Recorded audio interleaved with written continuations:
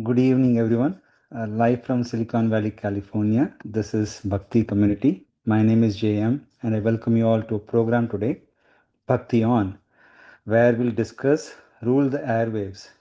What you hear every day quietly decides who you become. With our speaker, Vaish, a veteran Bhakti yogi, author, and former monk. People are still dialing in, but really grateful to you, Vaish, for coming back for another episode of Bhakti On. Thank you so much, JM.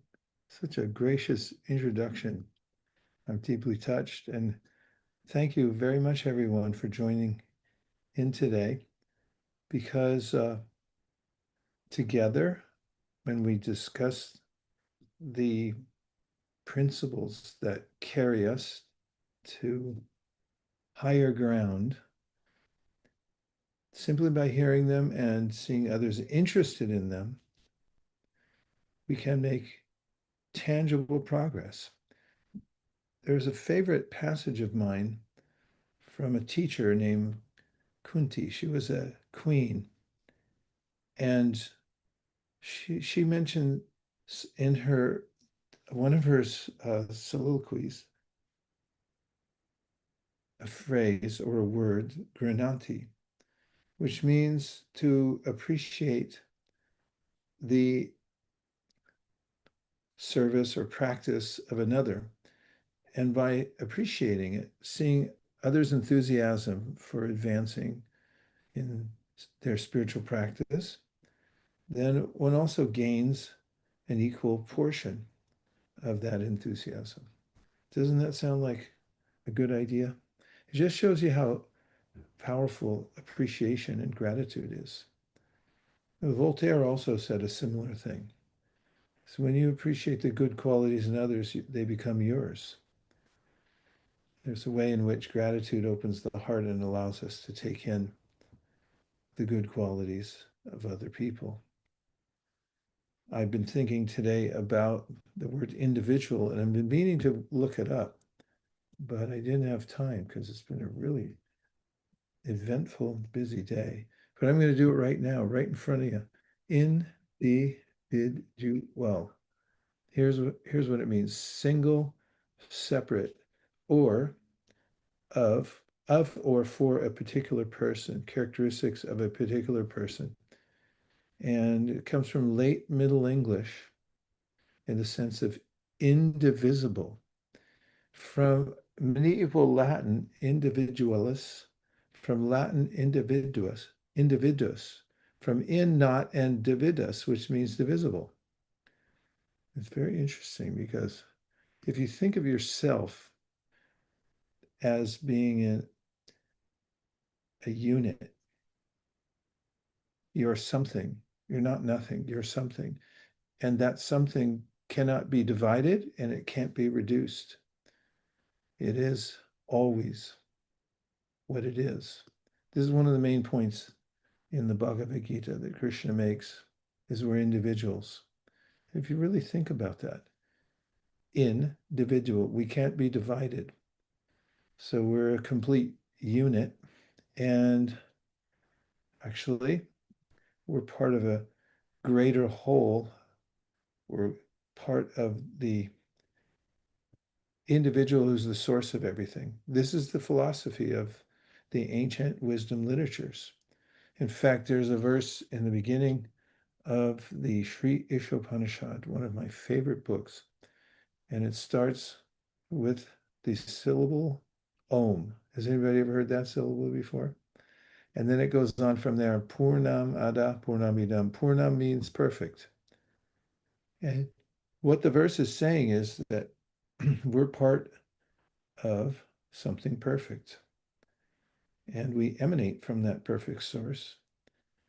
And we're also individuals.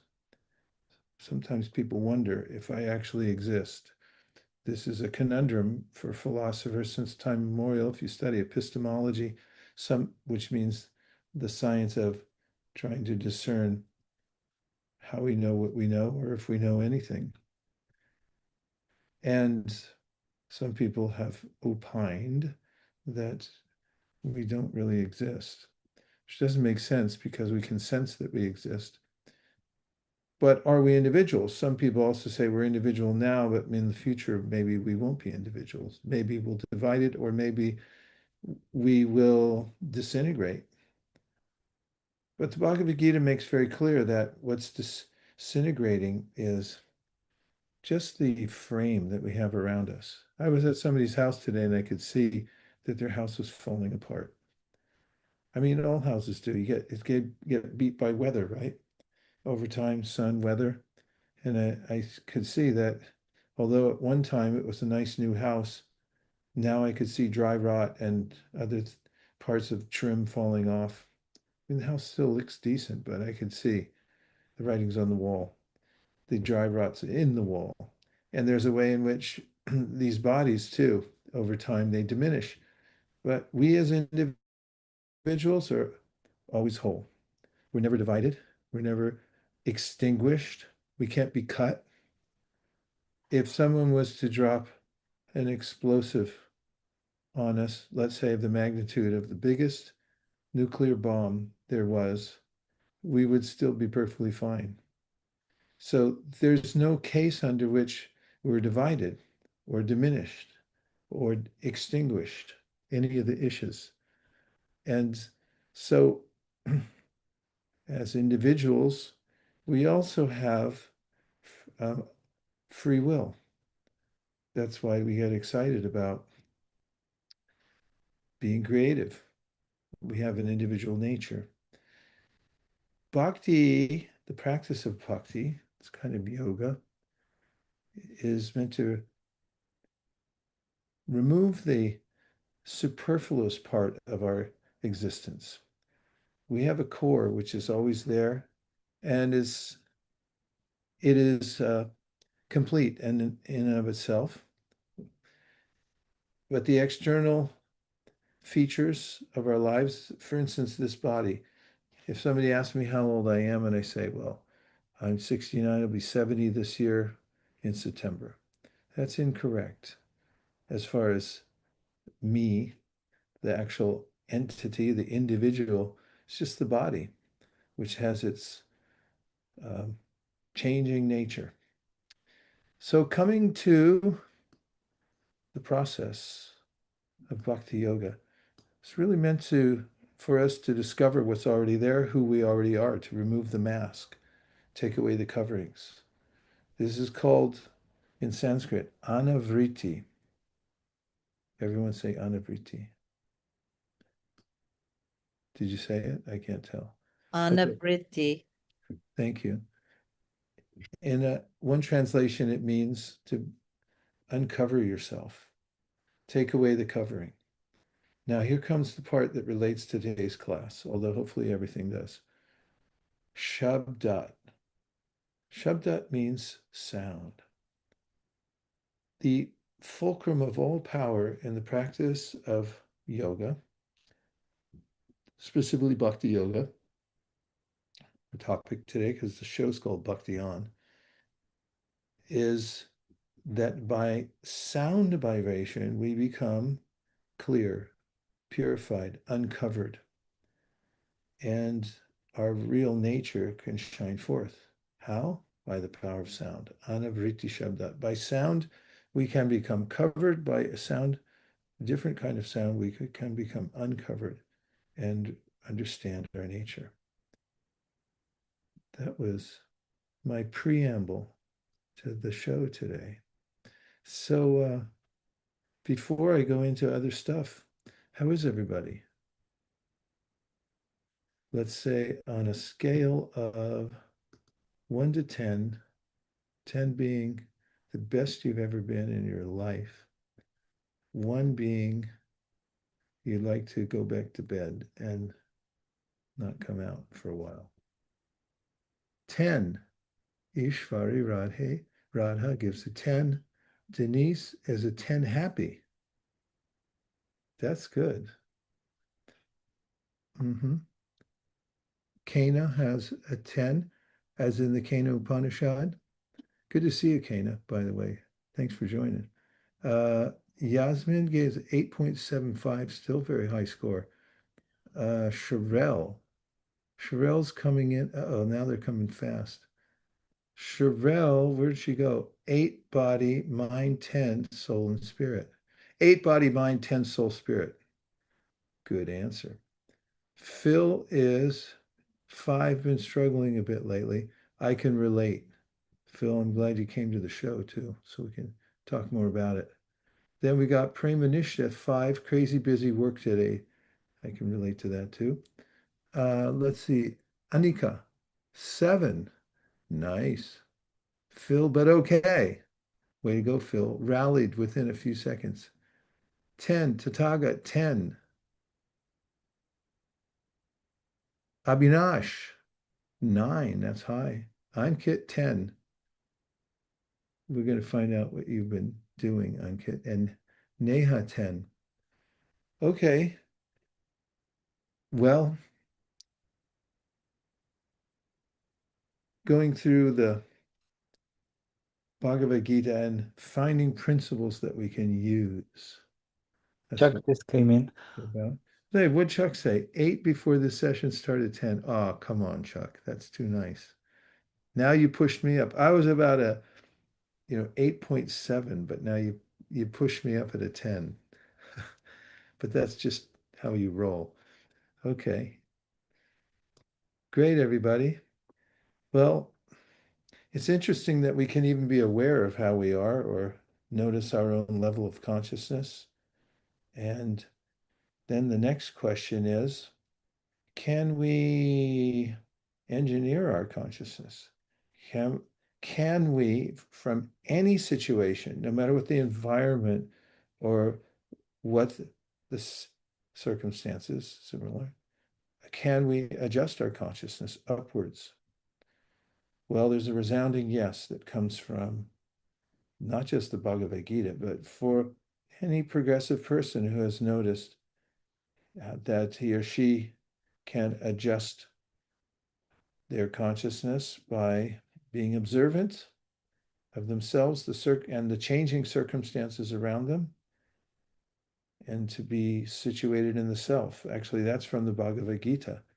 Krishna advises us to not be overcome by the ephemeral nature of this world. Ephemeral means constantly changing. And there's a core deep inside us that's always steady and Sat Chit Ananda. Sat means the realization that we always exist, that we're always an individual, that we can never be vanquished. I mean, imagine if somebody gave you for your birthday a flashlight. You didn't have to charge it ever. Lee J, what if we gave you for your birthday a back? You got a flat. We give you a flashlight, and you can't find any batteries in it, and we say you never have to have batteries. It'll work forever with no charging. I will Would be you very consider it disappointed. valuable? No, and I will be very disappointed. Why? Because if it lasts forever, Oh, I'm without saying you give you a battery? flashlight. It doesn't have any batteries, but it'll work without batteries, without charging, and it goes forever. What do you think That of will be great. that? And that's what Krishna says we are. I mean, I've been thinking about that lately. Sometimes I'm walking along and I'm thinking, yeah, what if I had a flashlight? It always worked and you never have to charge it. And I thought, that's what the self is. That's what the Atma is. The Atma is always on. It's always shining, always exists. But then when we get into the Bhagavad Gita more, we find out we're individuals. It's not an amorphous experience. We have our own natures. And what's more, from getting to the bhakti realm, the individual has characteristics. The spiritual individual, one of them is affection. We naturally have affection and we want to express it. It's the core nature of the self to express love, to attach him or herself to another out of gratitude, love. That's the nature.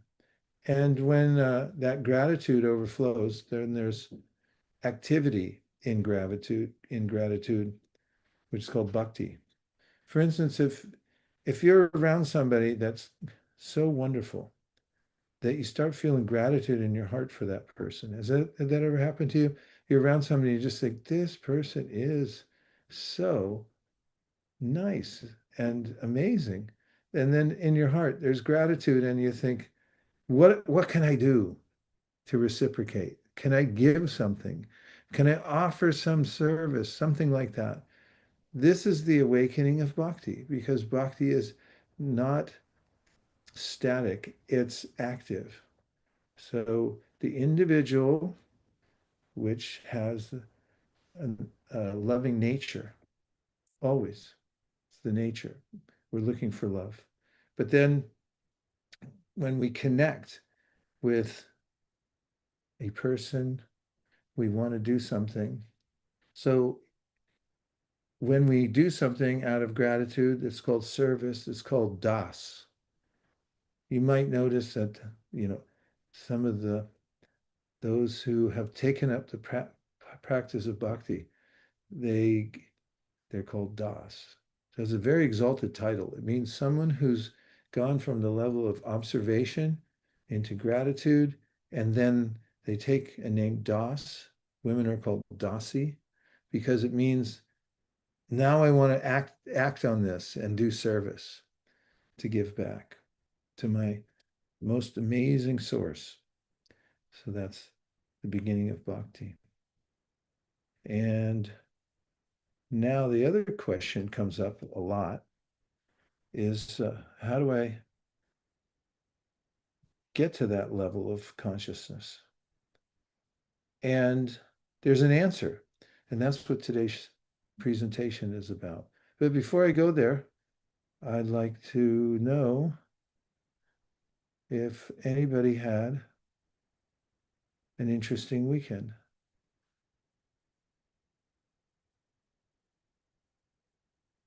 Chuck, your life's always interesting because you approach it in a curious way. I wonder if you had anything interesting happen this weekend. Lee J and I biked 70 miles to the ocean and back on Sunday, so that was interesting. Okay, I'm going to give him an appropriate emoji. What did it feel like when you got to the ocean? Oh gosh, it's hard to describe the feeling in words. Lee J? I think at first it's you feel this exhaustion and you feel like you cannot make it, but after a certain point, you don't feel anything and you just keep doing it. And did you come over a hill or reach a perspective of which you could see the ocean on the bike ride? We did. Yeah, there were two big climbs. And so I'm sure there's a good metaphor worth mining in the process of determination to get up to the top and then see the amazing view and then and Well, near me, there's the Skyline Boulevard. And yep. I have a friend that lives over in that section, across over the hills. And I always feel this sense of, and I agree, it's ineffable. It's hard to describe. But when you get to the top of the Skyline Boulevard and look down, you can see the ocean.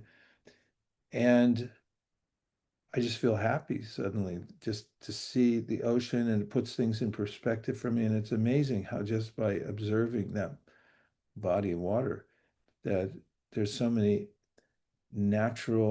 there's a natural stimulation of our sense of grandeur, maybe is a word, and of groundedness. I've read in the Bhagavatam that when you observe the horizon, that it helps to ground you.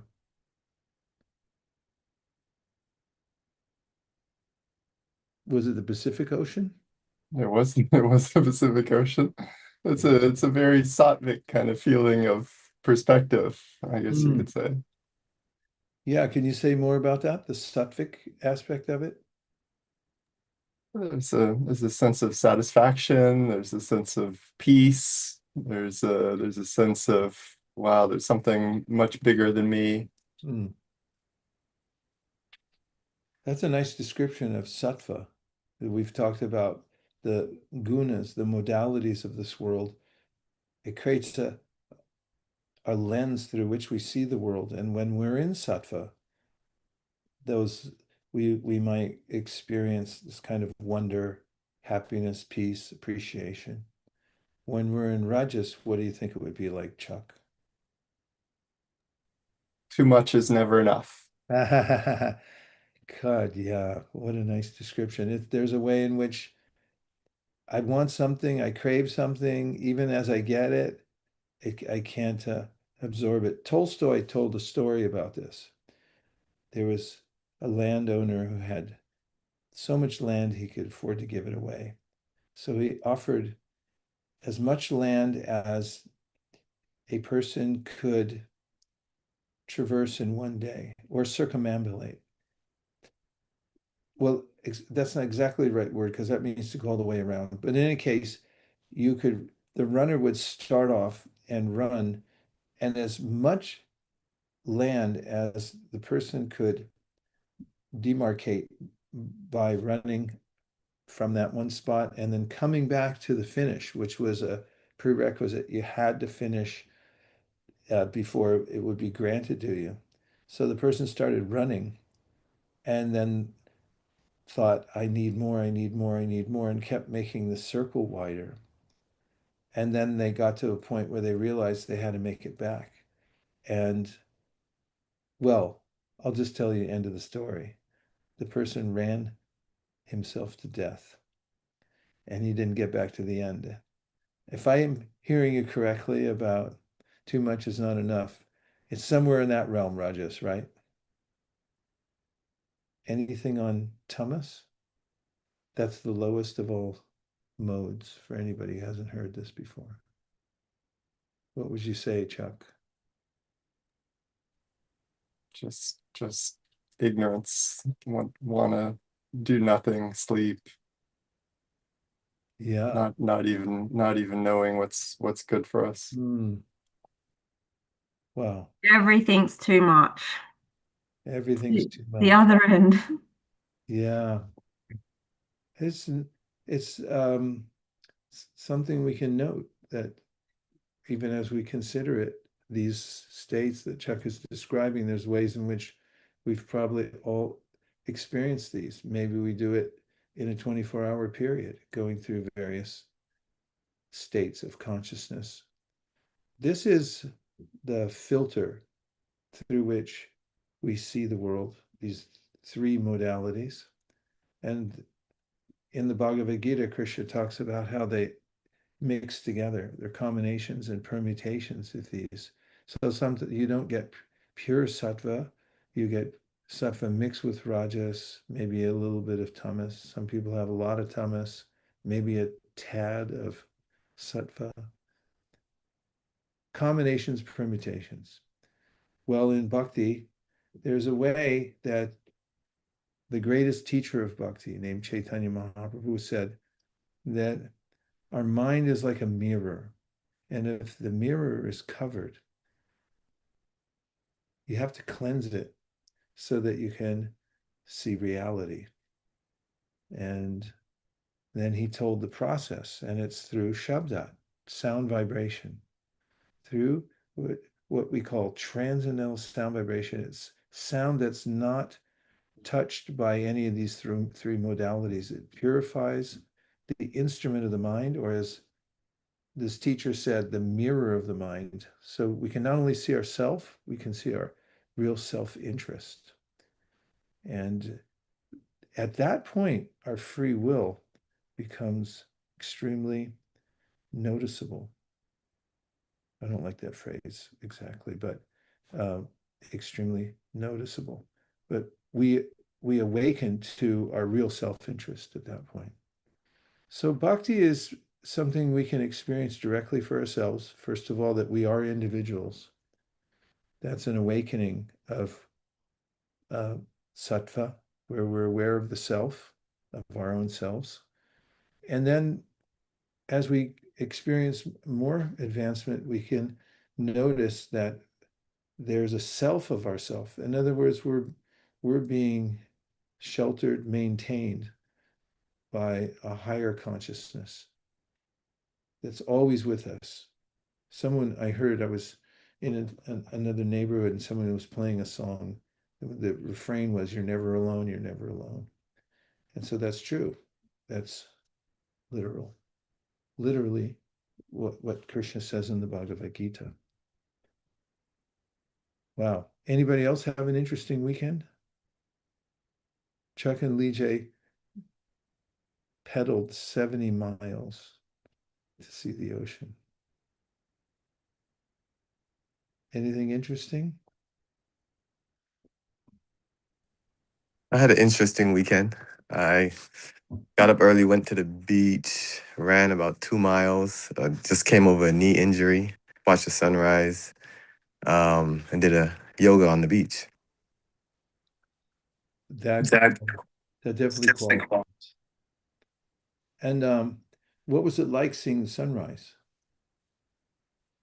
It's just, I've seen it many times, but every time it's different. It's just an astonishing sight. You just feel it, with the wind coming off the ocean, you just feel like you're breathing more efficiently, especially when there's not many people there. It's just, it's like your own little sanctuary. Sanctuary. I'm going to look that up. I love that word. Hold on. Let me look it up. Sanctuary. A place of refuge or safety, a nature reserve, a holy place, a temple or church. Comes from sanctuare from Latin. And early use in reference to a church or other sacred place where a fugitive was immune by the law of the medieval church from arrest to give rise to sanctuary. That's interesting history. You go to a place and it's like an embassy almost. You go there and nobody can touch you, none of the laws of the world. That's kind of what an ashrama is. Ashrama in Sanskrit, you've heard the word ashram? Ashram, well, generally means a place where people are serious about practice. It's organized for spiritual practice. And shrama means getting worn down by useless work, doing things that don't help you, don't ultimately lead to your spiritual advancement. And ashrama means a place where there's none of that. Sanctuary, similar. I noticed also, I was in the forest over last week. I was in the forest in Muir Woods, and there's a section there called the Cathedral. There are very tall redwood trees, but John Muir, who helped to bring about a lot of conservation movement, had talked about how he found sanctuary in nature, and it kind of resonates with what you're saying about the sun coming up, seeing the ocean, and so forth. This is one of the teachings in the Bhagavad Gita, is to learn to see these natural phenomena as supernatural and to recognize. For instance, Cana, isn't it? It's like the greatest show on earth, the sun coming up. Yeah. The fact you mentioned that you're alone means most people miss it. Either they sleep through it, or they're on their way somewhere where they're just trying to get to work. They want the sun out of their eyes so they can see the road and so forth, but you're there taking advantage. Yeah, I love getting up to see the sun. It's also edifying for health to get the early sun on your face, right in your eyes. It stimulates a lot of the hormones in your body. We're tied into that natural system. One more. Who had an interesting weekend? I had a moment of recognition. Mm. My daughter's been away and she came back on Saturday and she missed her train and she was going to have to wait an hour and a half. So we decided to meet her halfway on the train. And I wanted to get her some flowers that day to greet her when she got home. And I was at the markets and I saw someone with flowers. I'm like, oh, cool, they've got flowers here. I'll get some on the way out. Anyway, I forgot. And it got to the end of the day and I was like, oh, I'm not going to have flowers when I pick her up. Oh, well, it's okay. I'm going to be there. I'm present. I'm picking her up. It's enough. And then on the way to the train station, like 5 minutes before this train station that I'd never been to, there was a random shelter set up selling fresh flowers. I'm like, thank you, Krishna. Yeah, it's just, like whatever, yeah, Krishna wants us to have, we will have. So it was beautiful to be able to greet her with this beautiful bunch of flowers. I was so grateful. Serendipity. What do you think of that word for this? The occurrence and development Synchronicity. of events There, by yeah, chance and a serendipity. happy event. Serendipity, synchronicity. I think that in discovering how everything's interconnected, we're in a cosmos. That means it's ordered. The double helix, DNA, there's a code within the cells that's It's developing. like that communication that Krishna's like hearing what I'm thinking, even maybe Krishna's putting the thoughts in. So, and if I'm like reciprocating, then yeah, it's And what could be more interesting than that? mm, And that's definitely what Krishna describes in the Bhagavad Gita as the experience of being always in contact with him through intelligence. Buddhi yoga. Buddhi means intelligence, and it means we're aware that we're being guided at every second. mm. Thank you for sharing that, Sherelle. You're Okay, JM, let's show a few slides. Now, the reason I had preserved this chain of thoughts for today is something that I heard many years ago, but I kept. It was during a political campaign, and I just happened to hear a clip of somebody talking about how one would be effective in running a campaign. And the person said this. He was a person expert in running political campaigns. So here was a statement. If you rule the airwaves, you come out on top. I pulled my car over and I wrote it down. It was a congressperson's observation, and it lines up with Bhakti because there's a way in which, as I mentioned already, the primary practice is to adjust the sound that we take in every day or at every moment. Depends how much you want to advance. More hearing leads to more familiarity with something, more familiarity, more trust, more likely to choose. Political context. So, what is ruling your airwaves? That's a good question to ask. And it's not that I haven't asked it before, we haven't discussed this, but it's extremely practical because, as we can see, let's go through a couple more slides. There's a way in which you can educate yourself in the context of bhakti yoga or as to the practice of bhakti yoga and take away a principle. Principles are portable. You can take them anywhere you go. That's why they're principles. They work in all circumstances. Here it is. We become what we repeatedly hear. And subtext, your consciousness is shaped by input. What you hear manifests. And finally, you can predict your state of consciousness by your hearing habits. So let me ask a question here. Have you ever noticed, taken note of what your hearing habits are? Or you could say listening habits.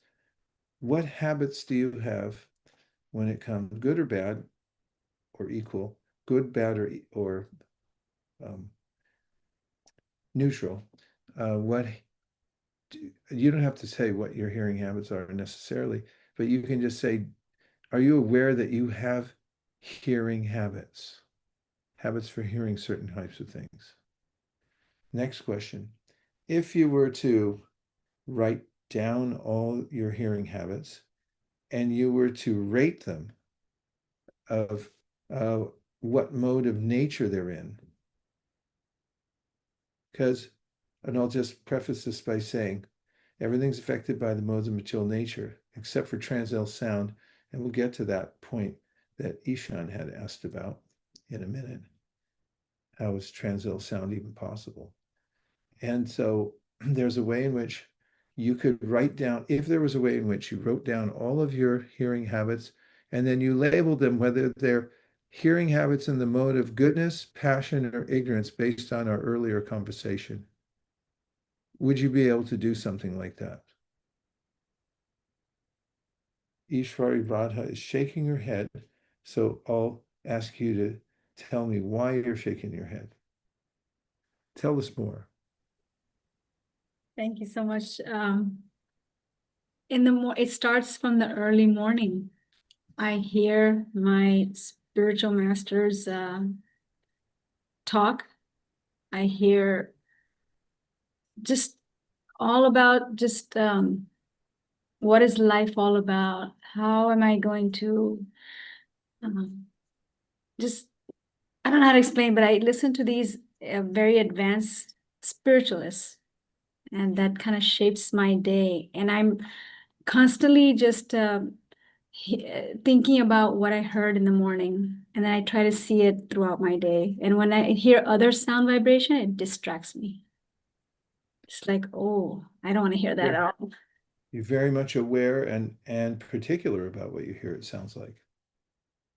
Okay, that's practice of bhakti. In fact, we find in the 4th chapter of the Bhagavad Gita, there's a statement about how a certain class of transcendentalist restricts his or her hearing to specific kinds of sound vibration, and therefore is able to enter into the transcendental consciousness.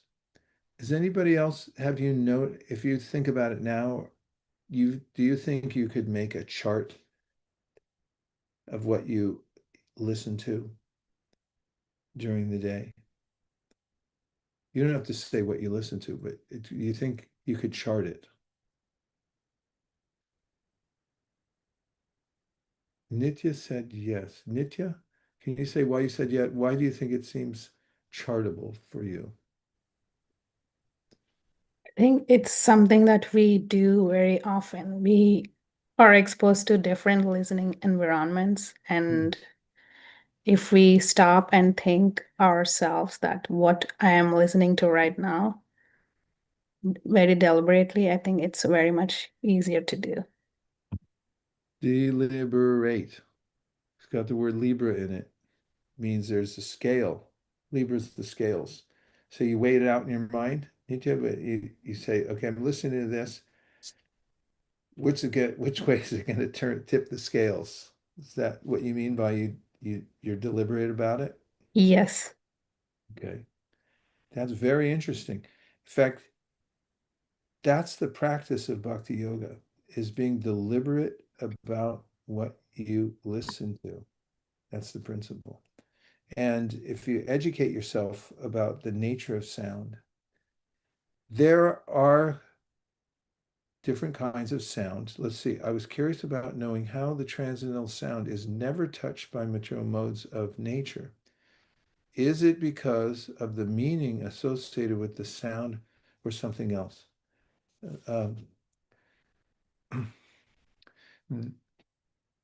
Because we live in an intelligent, personal universe, and there are different sources of sound. when sound comes from a pure source. And by pure, I mean that the person who is speaking the sound has an intention for service without any expectation of remuneration. Service for service, in other words, they're doing it out of love. And when that sound vibration touches us, it has a different effect than if somebody's saying the same thing, but their intention is different.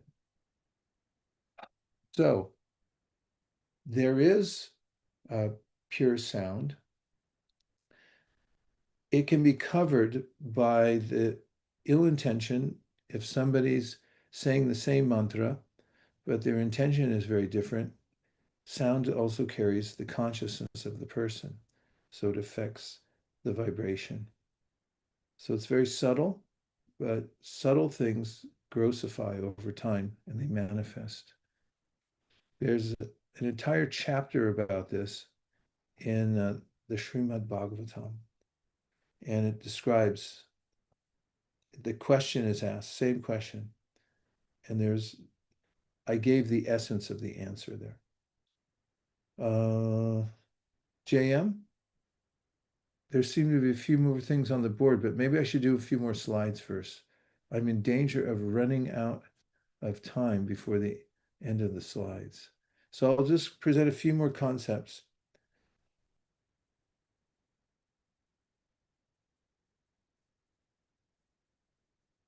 What am I listening to right now? That's such a good question to ask oneself. Very good question asked. Thank you very much, Nam. Okay, why the ear? The ear is the most important instrument for bhakti. Sound carries knowledge, reaches what is distant and unseen. In fact, sound can come from beyond the closed universe. It can even carry the transcendent. Hearing can make your life perfect. These are all anecdotes from, or excerpts from various spiritual writings. The point is that you can use your ears to elevate your consciousness. Let's go to the next slide. You heard me say anavriti shabda. There it is spelled out phonetically. In the system of phonetical spelling of Sanskrit, we use Romanized letters. Anyway, there's a guide to see how to do that, but the S with a slash over it is pronounced SH, like in shine. And the A with the line over it means that it's long. So anavriti shabdat, which means liberation by sound. And you see the model sitting there, she's holding a string of beads in her right hand. And that means she's chanting japa. Japa is a meditation where you can sit or walk, but you can count. Most use a string of beads. There's an aesthetic sense when you're holding on to them. And you chant a mantra on one bead and then you move to the next. And taking some time to listen to the mantra, let the sound go into your ears, penetrate your cellular system, you'll notice that your bhakti grows. It means sense of gratitude, sense of happiness. Now, disclaimer, any kind of meditation, including japa meditation, is preceded by some benign discomfort because there's a way in which sitting anywhere and focusing the mind, especially in an age of distraction, can seem extremely difficult. So it's important to be diligent, trust the medicine, trust the prescription, and take it. So we're taking the statement of that congressperson and saying, rule the airways of your life, because if you're deliberate and careful about it, you'll notice the difference. Hearing isn't passive. It affects us very deeply from the inside out. And it's the engine of spiritual practice. So your spiritual future follows your hearing. I just want to get a few comments on that. So we still have 15 minutes left, but I just want to see if any of this, well, I'll use a sound analogy, resonates with you, or if you have any questions about it that I haven't answered yet.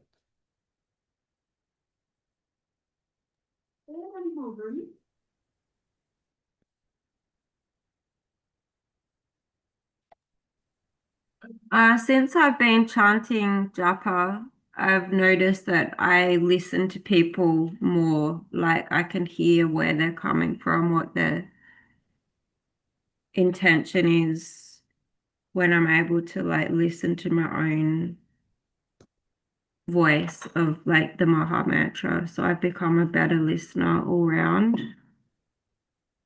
which is, yeah, really beautiful. I'm grateful for that. Nice. Thank you for sharing that. These are natural ways of developing sensitivities, spiritual sensitivity by hearing transcendental sound. Radha Kripa is taking in sound very deeply. He wears headphones just to hear every single syllable.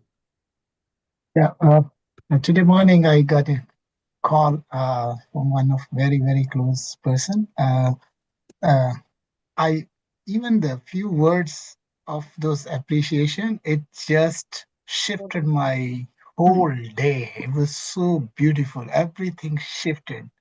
I was just actually thinking I was doing some of my work in the office, but if I'm just one word from somebody who really cares, he's a genuine person, and then when he spoke, I just like a whole thing illuminated. So I just thinking about how the sound, when it comes from, really a genuine connection, how it changes our everything out of life. So I was really grateful that.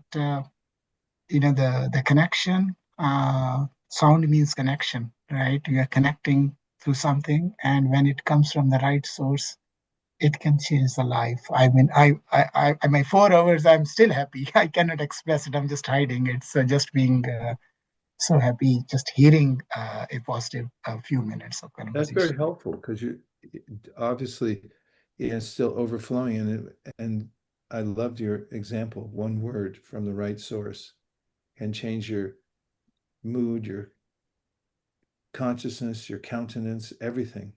It's how powerful sound is. Thank you, Radhakripa. Let's hear from Vicky. Hi, Vicky. Go right ahead. Thank you. I like this phrase, your spiritual future follows your hearing. It reminds me of what you were saying earlier that depending on what we listen to, by cleansing the mirror of the heart, we can have more or be more in touch with our free will. And that determines our future. And as you were asking us to grade the different qualities of sound that we hear on a daily basis, I was thinking that hearing different types of sound in the modes of passion or ignorance can be a good litmus test for how based on how I'm reacting, for how the quality of transcendental sound is affecting my consciousness, and it reveals my level of consciousness. And yeah, I think that was it. There was one more thing, but I forgot. Thank you. It reminded me of a lyric from a song from the 1980s. And I had written it down a long time ago, but the artist had written, I don't know what you expect staring into the TV set. So whatever practice we have, whatever we're taking in, you can expect a result. And if you're random about it, what do you expect? Kana, please go ahead. So the sound, I was taking care of a patient. I work with with kids. We put a body cast on a patient with scoliosis. And when she came out of surgery, she was so like upset. So I kind of just hummed to the baby. And as I hum, it would calm the baby. Even the parents couldn't calm the baby. And I was really humming. I was actually chanting, but I was chanting very low. And it's like there's a certain connection. Like as soon as I stop, the baby will cry. Mm. So, and everyone in the room's like, I don't know, it's something with your humming, but I was just chanting very low. I'm like, Hare Krishna, Krishna, Krishna. And it just eased the baby. Wow. And I know scientifically, they say the eardrum, I'm not sure the significance. That's where the blood comes, I guess the closest to the surface is through the ears. Mm. And the blood travels through the whole body. So it's like, I think it like picks up a vibration and it moves through you. Mm. Wow. You got a lot of love from that one. That was a deeply moving example you gave there. It reminded me of a group of Bhakti practitioners had gone to visit a colleague who was in a coma.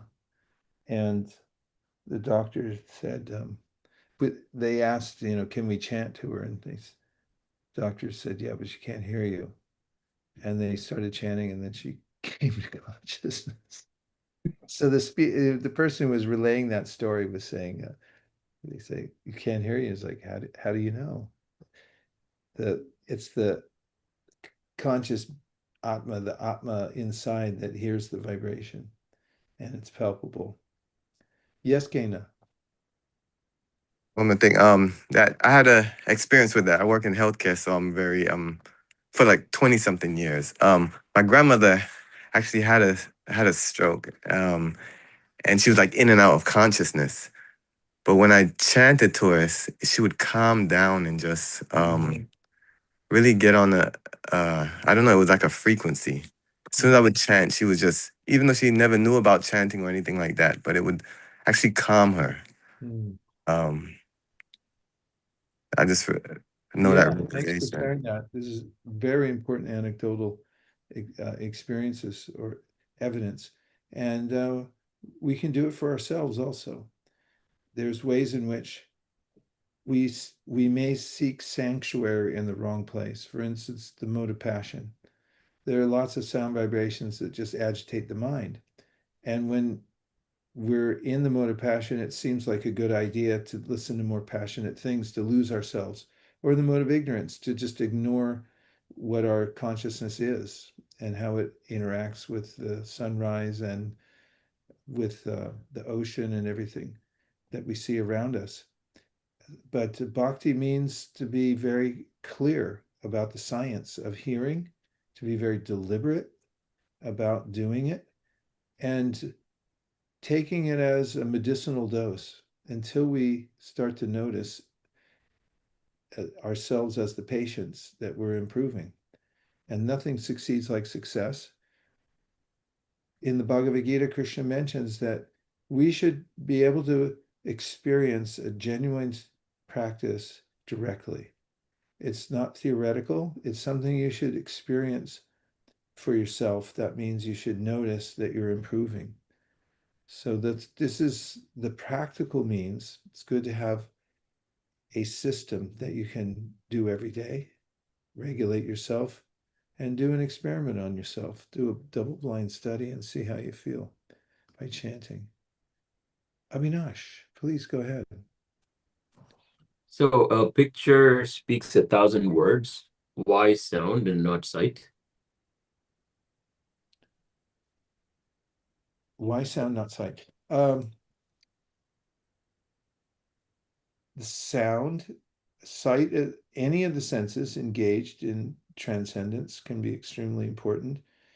But as described in the Srimad Bhagavatam, sound is creative. And an example that the commentator Prabhupada gives is that to create anything tangible here in this world, we use sound vibration. For instance, if you want to build as he said, a skyscraper building, the first thing you do, you might think of it, but then the next thing you would do to manifest it is start talking about it. I noted that even during I'll finish that as he says, the ingredients are already there, but they come together when you make the sound vibration. And I noticed during the pandemic when people weren't able to go out and do the similar things as they had done before, you meet on Zoom and talk about it. And by the sound vibration, a lot happened, a lot came about. And tracing it back, the Bhagavatam, to the beginning of the manifestation of the physical world, it comes from subtle and then grossifies. And it's mentioned in the Srimad Bhagavatam that the sound is what brings all the elements together. It's a creative force. So using that same principle, we can manifest whatever we're interested in our lives. And also, Anambriti Shabda, transcendental sound, has the power to uncover our consciousness. Avinash, please go ahead. I think I got the answer. So I've studied a little bit of neuroscience, and our thoughts are actually, when we think, we vocalize them, but we sub-vocalize them, which means our vocal cords vibrate, but they don't vibrate enough to push sound out. So our thoughts actually produce sound. So maybe that's kind of why I feel like sound is probably the most important sense in this process. Mm-hmm. Yeah, the Yoga Sutras of Patanjali mention this, and so does the Srimad Bhagavatam mention how we have energy centers in our body, and that the thought energy comes from the chakra or energy center, which is around our midsection. And as it rises, it takes on more tangible form. A word used in Scientific American in the 1800s was grossify. It goes from subtle and it gets more tangible as it increases. And by the time it reaches our voice box, that thought we've already seen it in our mind, and now we express it in words. And now it's gone from subtle to gross, and the very vibration itself then gives us opportunity to bring the ingredients necessary to manifest it together. Thank you so much, Avinash. Okay, let's see a couple more slides, because then we can finish what's on the board, JM.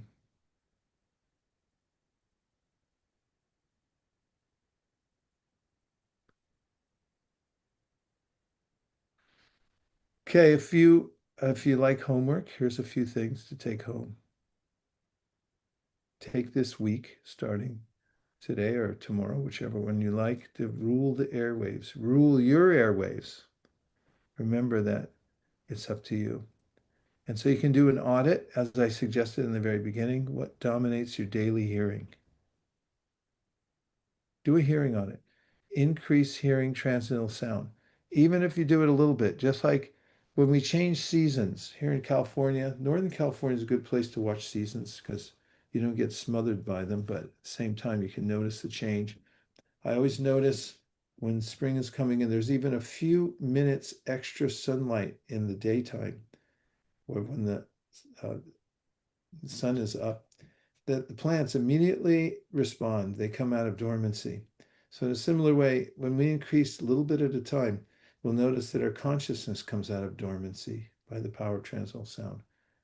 You can also turn down mundane chatter or mundane chatter competing for airtime, I think that says. And that's something I've noticed very helpful, is don't say everything your mind tells you to say. Because oftentimes it just leads to, especially if you're talking to somebody else, if you bring up mundane topic, they may amplify it.